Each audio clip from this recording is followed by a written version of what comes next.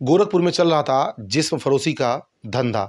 सबसे पहले गरीब लड़कियों को टारगेट किया जाता था जिनकी माली हालत ठीक ना हो, आर्थिक रूप से कमज़ोर हों, वो उनके सपने बड़े हों। ऐसे लड़कियों को टारगेट करने के बाद उन्हें हुक्का बार में बुलाया जाता था और फिर जिस्म फरोशी के धंधे में ढकेल दिया जाता था। न जाने इस मामले के खुलने के पहले न जाने कितनी ऐसी लड़कियां जो इस दलदल में उतर चुकी थीं और इस दलदल से कभी बाहर नहीं आ पाईं। नमस्ते, मैं हूं देवव्रत पांडे और आप देख रहे हैं news on the way. Reshma Khan, ये ऐसा नाम है जिसने न जाने कितनी गरीब लड़कियों को जिस्म फरोशी के धंधे में यहाँ से लेकर लखनऊ तक ढकेल दिया, जो फिर कभी इससे वापस नहीं आ पाई।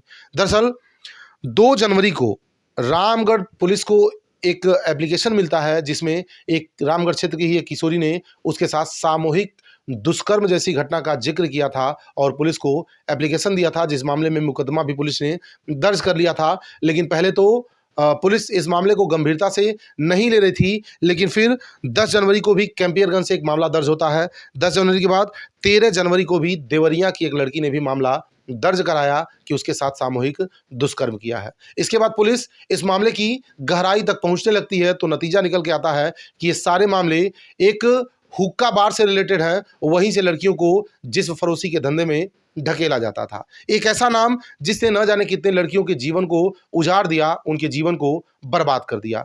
रेशमा खान, ये वो नाम है जिसने कई लड़कियों को बड़े बड़े सपने दिखाए, मोटे रकम कमाने के सपने दिखाए, बड़े बड़े महंगे गिफ्ट मिलने के सपने दिखाए और उन्हें दलदल में ढकेल दिया। दरअसल गोरखपुर में ही एक थाना पड़ता है चिलुआ ताल। चिलुआ ताल के फतेहपुर डिहवा की रहने वाली रेशमा खान पादरी बाजार में स्थित शाहपुर थाना क्षेत्र के गीता वाटिका में स्थित जेनिस बॉटल रेस्टोरेंट के हुक्का बार में सक्रिय थी। उसका काम था सोशल मीडिया के माध्यम से उन लड़कियों को टारगेट करना जो लड़कियां आर्थिक रूप से तंग हों और पैसों की सख्त आवश्यकता हो। उनको वो हुक्का बार में बुलाती थी पार्टी के नाम पे, ढेर सारा रुपया कमाने के नाम पे। उसके बाद उनको बहला फुसला करके जिस्म फरोशी के धंधे में ढकेल देती थी। इनके 2 दोस्त और थे, एक कुसमी बाजार की रहने वाली मुस्कान है और एक शाहपुर का रहने वाला श्रेय शुक्ला है। इन दोनों का काम था ग्राहकों को लड़कियों को दिखाना और उसके बाद उनको तय कमरों तक ले जाना। रोज के इनको 700 रुपए इस काम की दिहाड़ी दी जाती थी। साथ ही साथ रेशमा खान इस रेस्टोरेंट के हुक्का बार में भी सक्रिय थी और वो ऐसी लड़कियों को टारगेट करती थी, लड़कियों पे नजर रखती थी जो उस हुक्का बार में आते जाते थे, जो खास तौर पे गरीब हों और आर्थिक तंगी उनके पास ज़्यादा हो। फिर उनको बहला फुसला करके इस जिस्म फरोशी के धंधे में ढकेल दिया जाता था।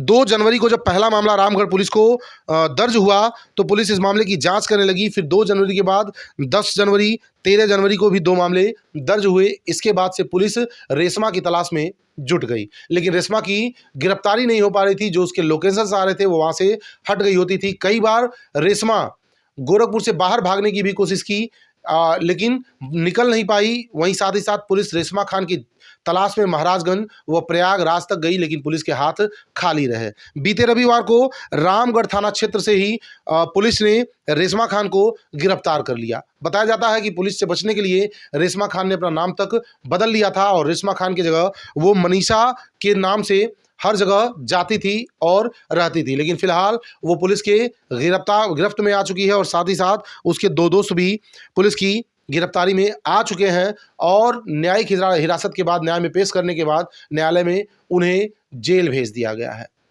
सभी अभिभावकों को अपने बच्चों पर नज़र रखना चाहिए कि वो कहाँ आ रहे हैं, कहाँ जा रहे हैं, ताकि बच्चों के साथ होने वाली घटनाओं को रोका जा सके। क्योंकि जो बच्चे टीन एज में हैं, आर्थिक तंगी है, उनके शौक बड़े हैं, सपने बड़े हैं, उनको बड़ी ही आसानी से लुभावने सपने दिखा करके फंसाया जा सकता है और उनको किसी भी तरह के दलदल में ढकेल दिया जा सकता है, जैसे कि जिस्म फरोशी का धंधा हो गया या कोई भी गैर कानूनी काम उनसे करवाए जा सकते हैं बड़े बड़े सपने दिखा करके। इस तरह की कहानियों को सुनाने का मकसद किसी को डराना, किसी को धमकाना नहीं है, बल्कि लोगों को जागरूक करना है ताकि इस तरह की घटित हो रही घटनाओं को रोका जा सके।